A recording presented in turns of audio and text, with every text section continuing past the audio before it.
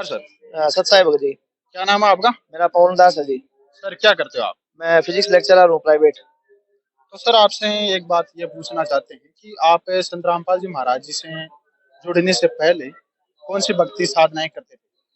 भगत जी, जैसा कि हम मैं हिंदू हैं तो देवी देवता, तीनों देवी देवता और हमने गुरु भी बनाए हैं। पहले गुरु जो है दिव्य ज्योति में अपने महात्मा आशुतोष जी महाराज हैं, दिव्य ज्योति वाले, उनसे मैंने नाम लिया।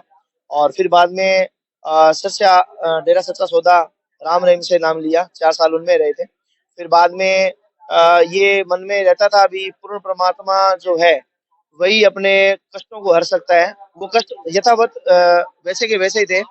कोई छोटा मोटा अगर कोई लाभ हो जाता तो वो अलग था, लेकिन जो हमारी समस्या, मेन समस्या थी, जो दिक्कत थी, वो वैसी की वैसी थी। तो एक मन के कोने में ये था कि पूर्ण परमात्मा कोई है जो ये कष्ट हर ले। क्योंकि उनसे हम जब पूछते थे भी हमारा ये कष्ट वैसा ही है जैसे हमने पहले थे नाम लेने से पहले, और नाम लेने भक्ति करने के बाद भी वैसी ही बनी रह रही है, तो हम क्या करें। तो वो बस यूं ही कहते थे भी चलो दान करो, पुण्य करो और नाम जपो। वो भी हम करके थक लिए थे। पर कोई सहारा ना मिलने के कारण, कोई प्रॉब्लम सॉल्व ना होने के कारण हम ये तड़पते रहे। तो फिर सतगुरु तत्वदर्शी रामपाल जी महाराज की ये एक किताब मिली थी मुझे, जीने की राह, ज्ञान गंगा, और सत्संग भी उनकी मैंने सुनी। तो उनसे मैं प्रभावित हुआ, उनके ज्ञान से प्रभावित हुआ, क्योंकि उनका जो ज्ञान है वो सत ग्रंथों से प्रमाणित है और सच्चा है। क्योंकि हम पढ़े लिखे समाज से बिलोंग करते हैं, हमें वो चीज यथावत मिली थी। और फिर हमने उनको अनुसरण किया, उनके सानिध्य में हम चलने लगे। फिर वो जो दिक्कत थी, जो हमारे शारीरिक, मानसिक और आर्थिक जो दिक्कतें थी, वो छू मंतर हो गई। और यूं लगने लगा जैसे हम जैसे मनुष्य जो जन्म जी रहे हैं वास्तव में अब जी रहे हैं। यानी मनुष्य का जो जीने का जो ढंग है, जो वो संत रामपाल जी ने बताया। ऐसा नहीं है कि हमें जीना नहीं आता, जीना तो आता है, लेकिन जीने की जो राह है वो सतगुरु रामपाल जी ने ही बताई थी। और उन पे ही हम चल रहे हैं, और बड़ा ही आनंद मंगल से हम जीवन व्यतीत कर रहे हैं। और संतोष जो है, मेन धन जो संतोष होता है, वो हमारे हैं। सर आपने एक बीच में बात बोली थी कि हम परमात्मा की खोज में हैं। तो सर आपको परमात्मा मिल गया? जी बिल्कुल। परमात्मा की खोज में मतलब हमें ये महसूस होता था भी कोई परमात्मा है जो हमारे दुख हरेगा। हमें उस टाइम ये नॉलेज नहीं था भी परमात्मा जो एक है वो कौन है, हमें ये पता नहीं था। ये तत्वदर्शी संत रामपाल जी ने ये बताया कि बेटा जो अपने परमात्मा ने इंसान बनाया, इंसान ने धर्म बनाए, और अलग अलग धर्मों में अलग अलग भगवान देवी देवता होने की वजह से हम उलझ गए। और ये जो उलझा हुआ ज्ञान था वो सुलझाने के लिए संत रामपाल जी आए। उन्होंने अपने ही सदग्रंथों में, हिंदुओं में वेद, और मुसलमान भाइयों में कुरान, और सिख धर्म में गुरु ग्रंथ साहिब, और ईसाई में बाइबल, इन सब चारों पांचों में से वो सबका मालिक एक कबीर साहब जी प्रूफ करके दिखाया।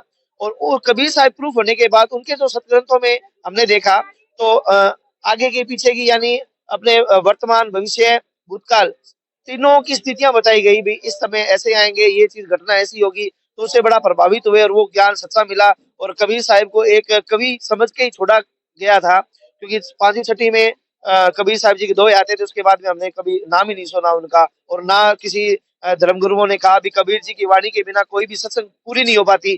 तो ये अंधेरे में रखा गया हमें, और ये जो अंधेरा हटाया वो तत्वदर्शी संत रामपाल जी ने हटाया, और हम इनके सानिध्य में चल रहे हैं। सर एक बात हमने यहाँ पे सुनी है कि जो यहाँ पर भंडारा हो रहा है, वो पहले तो आप बताइए कि ये किस उपलक्ष्य में हो रहा है। और यहाँ पर जैसा कि आप गंगानगर से हो, वहां से इतनी दूर यहाँ पर आप आए हो, तो आप किस वजह से आए? जी भगत जी, जी भैया जी, आपने जो क्वेश्चन पूछा है बहुत ही अच्छा पूछा है। क्योंकि ये जो विशाल भंडारा और ये जो विशाल सत्संग है, वो तत्वदर्शी संत रामपाल जी के सानिध्य में बनाया जा रहा है। और ये भंडारे एक ही नहीं, साल में 6 भंडारे होते हैं अलग अलग नाम से, और 3 दिन होते हैं। कहने को 3 दिन है, लेकिन ये लमसम आप मान के चलो 365 दिनों में 300 दिन रेगुलर चलते हैं। विश्व अपना भंडारा जो होता है, सब आमंत्रित होते हैं यहाँ पे। पूरे भारतवर्ष में लमसम 9 या 10 हमारे ऐसे ही परमात्मा सतगुरुदेव जी के विशाल आश्रम है। तो इन आश्रमों में जो व्यवस्था देखी गई वो इतनी उत्तम है, क्योंकि इतने गैदरिंग जो यहाँ पे इकट्ठी होती है उसको व्यवस्थित करना ही एक बड़ा ही अध्यात्म में कहें तो बड़ा बहुत ही उत्तम है। और अगर अपने ज्ञान दृष्टि से देखें तो ये व्यवस्था हो ही नहीं पाती, क्योंकि इतने गैदरिंग को संभालना और उसको बनाना बहुत ही कठिन होता है। ये दैवीय शक्ति और ये परमात्मा की शक्ति है जो यहाँ पे इस चीज को बनाए रख। तो आपसे लास्ट क्वेश्चन यही है कि अगर कोई जुड़ना चाहे संत रामपाल जी महाराज से, तो वो किससे जुड़ सकता है? देखो जी, सतगुरु रामपाल जी ने अपने प्रचार प्रसार में कोई कमी नहीं छोड़ी, चाहे वो कोई भी चीज हो उसमें उन्होंने, जैसे अब हमारे टीवी प्रसारण में मैं आपके मीडिया के माध्यम से दिखाना चाहूंगा, ये तो वैसे मात्र 4-5 ही है, ऐसे 10 हैं जो आपको यूट्यूब पे भी मिल जाएंगे और इंटरनेट पे भी मिल जाएंगे। इंटरनेट पे अगर अपने देखें तो मैं बताना चाहूंगा, हाँ, जगत गुरु रामपाल जी @yahoo.com या फिर www.jagatgururampalji.org। इस पे सतगुरु रामपाल जी के बारे में और पुस्तकों लिटरेचर के बारे में, मीडिया के बारे में सब चीज वहाँ पे अवेलेबल हो जाएगी। आप घर बैठे इस चीज को देख सकते हैं, सुन सकते हैं और परमात्मा से जुड़ सकते हैं। धन्यवाद सर। सच्चाई।